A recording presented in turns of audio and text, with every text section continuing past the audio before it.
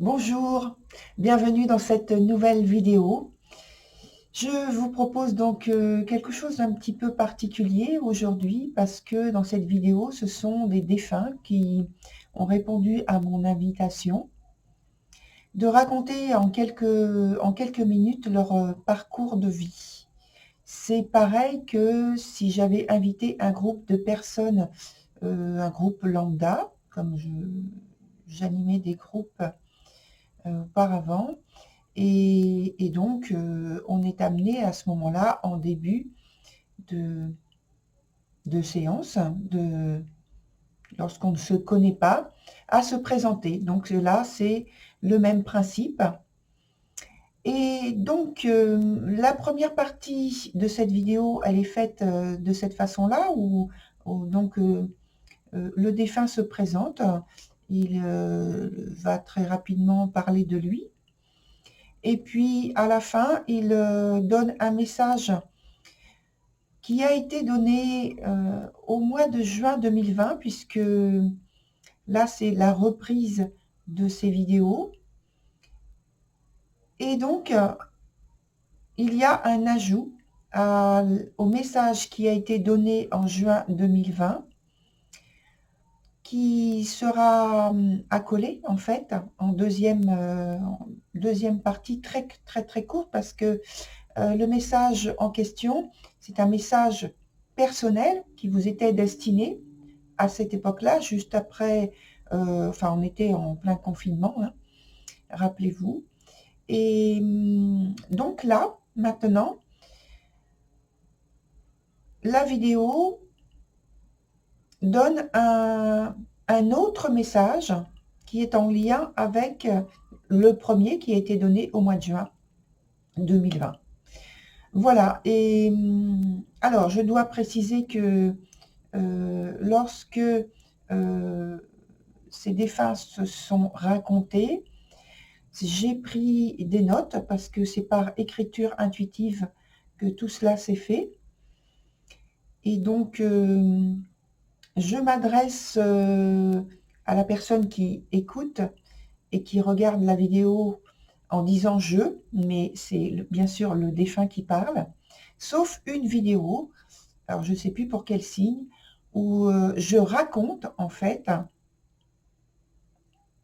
mais à la fin, de toute façon, le message est donné par ce défunt quand même, hein. Et donc là, il y aura une petite transition auquel vous me verrez. Vous me verrez et où je vous dirai en fait que le deuxième message arrive juste après que je sois venue. Voilà, donc là je voulais avoir cette petite explication, cette clarification pour que vous puissiez comprendre en fait le type de vidéo que je vous proposais. Voilà, et bien écoutez, bon visionnage et puis à tout à l'heure lors de la transition.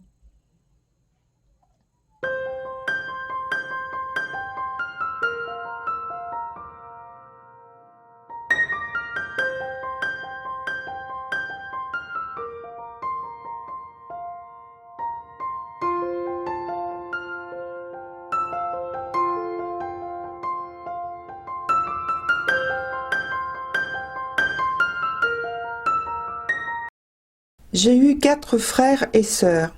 Je suis celui du milieu. Dans l'adolescence, je suis tombée malade, puis je me suis remis vite, maladie des enfants, tu sais. Mais ce temps a fait sens pour moi, car je voyais les autres grouiller autour de moi.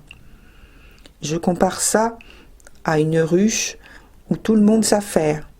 Moi, j'avais juste à les observer et les écouter.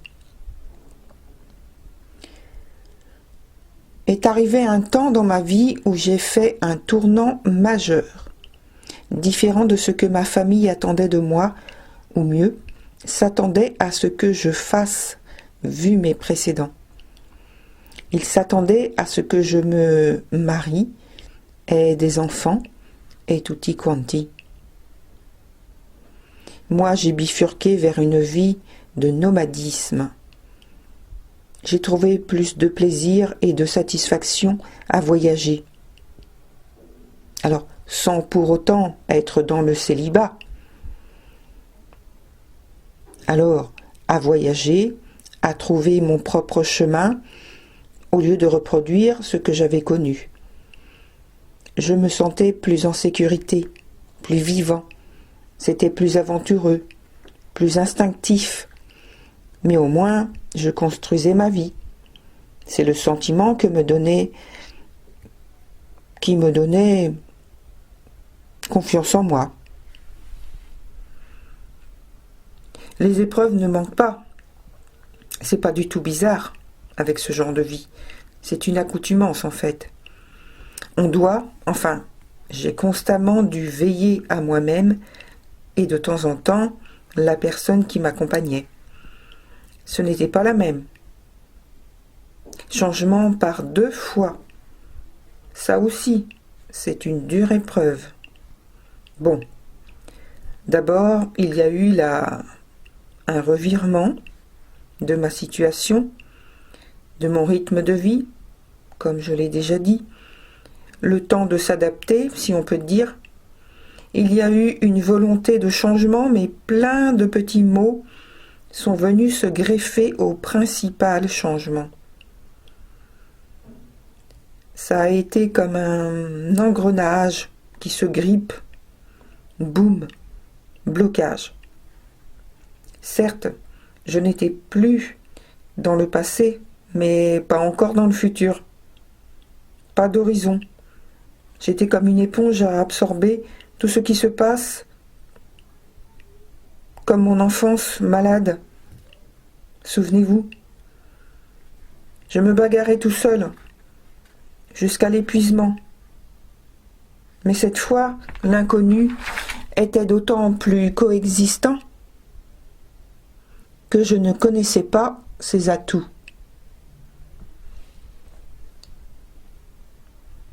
Enfin bref, tout ça pour dire aussi que l'incompréhension des gens que j'ai pu croiser a été forte. Cela m'a marqué durant cette vie-là.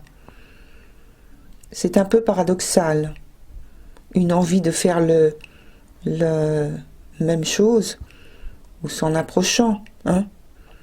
Chacun sa vision de liberté, et puis simultanément de la haine et jalousie à l'égard de celui qui vit autre chose, qui est différent. Bla bla bla. Alors, au milieu de tant de frustration, il faut choisir son camp. Le mien fut de m'éloigner encore plus de ces influences indésirables, même si c'était dur pour moi. J'ai à dessein choisi de me tenir pour toujours loin de la foule.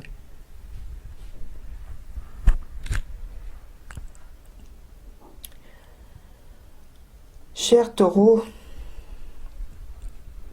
voici quelques petites choses pour vous éclairer aujourd'hui. Certains d'entre vous vivez un véritable trauma dans une relation qui vous étouffe littéralement. Vous et l'autre, ou les autres, car c'est le cas de certains qui vivent cela en famille, sont totalement préoccupés de leur propre sort et rien, pour le moment, ne l'affecte ou ne les affecte. Quant à savoir si vous souffrez de la situation, puisque rien ne le laisse paraître, pas même vous. On peut croire que tout est pour le mieux. Un renouveau s'annonce pour vous avec différentes perspectives, très fragiles ma foi. Vous êtes encore très vulnérable, cher Taureau. Patientez, prenez votre temps. Les choses vont prendre une nouvelle tournure. Très prochainement, votre ciel assombri va pouvoir s'éclaircir de nouveau. Il faut que vos actions soient plus maîtrisées, moins aléatoires.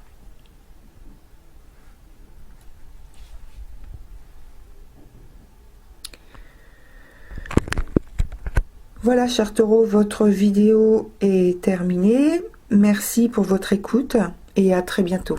Alors voilà, me revoici pour la transition. Et maintenant, vous allez voir le deuxième message qui est en lien avec le premier qui a été donné en juin 2020. Bon visionnage. Voilà, chers taureaux, donc je suis à nouveau présente pour la deuxième partie du message à travers les cartes que vous voyez ici sur la table. Et puis, donc, sachant, je vous informe que donc, ces cartes sont issues de ce jeu, un tarot qui s'appelle African American Tarot. Donc, il y a une culture, évidemment, qui est en lien avec le continent africain. Et donc, vous voyez déjà par rapport aux illustrations. Et c'est aussi, j'en parle parce que c'est aussi en lien avec l'interprétation qui doit être faite. Donc, on a trois cartes. On a la première carte qui est la roue de la fortune, ensuite le pape, et ensuite on a la force qui est renversée. Les deux dernières, la première et la dernière sont renversées, hein, vous le voyez. Voilà, donc pour reprendre ce qui est en lien avec ce qui a été transmis comme message en juin 2020, là maintenant, je vois que par justement ce passé, cette période passée, il y a eu en fait enfin oui, vous avez été confronté à une période où il y avait un manque de sens finalement. Et ça peut se comprendre puisqu'on était totalement enfermé, puisque c'était depuis le mois de mars. Et donc, ça nous parle justement, vous voyez, les cartes reviennent dessus, une période de manque de sens, d'isolement, de situations stagnantes, de frustration, une période où vous avez dû renoncer à un certain nombre de choses. Et je pense qu'il y a eu pas mal de choses qui ont été remises en cause à cette période-là. Ensuite, on en vient maintenant au fait que cette période, en fait, elle vous a permis quand même de revenir sur vous-même. Ce qui fait que maintenant, vous avez une meilleure connaissance de vous-même, plus approfondie, plus, je dirais, en éthique avec vous-même. Parce qu'il y a de nouvelles valeurs qui ont pu émerger et prendre place en vous, notamment en ce qui concerne tout ce qui est émotionnel, tout ce qui est spirituel, tout ce qui est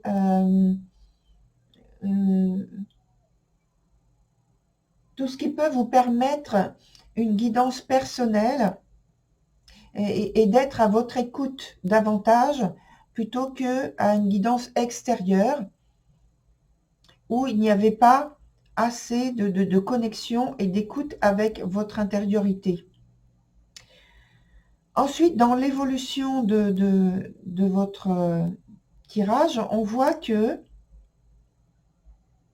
finalement, vous avez revêtu, je dirais, puisque c'est le nom de la carte dans la culture en question qui a été donnée, et ça nous donne une image de guerrier, une image, et donc avec la carte de la force, hein, une image de quelqu'un qui a un meilleur contrôle sur ses émotions, sur ses objectifs, sur sa volonté, son ambition,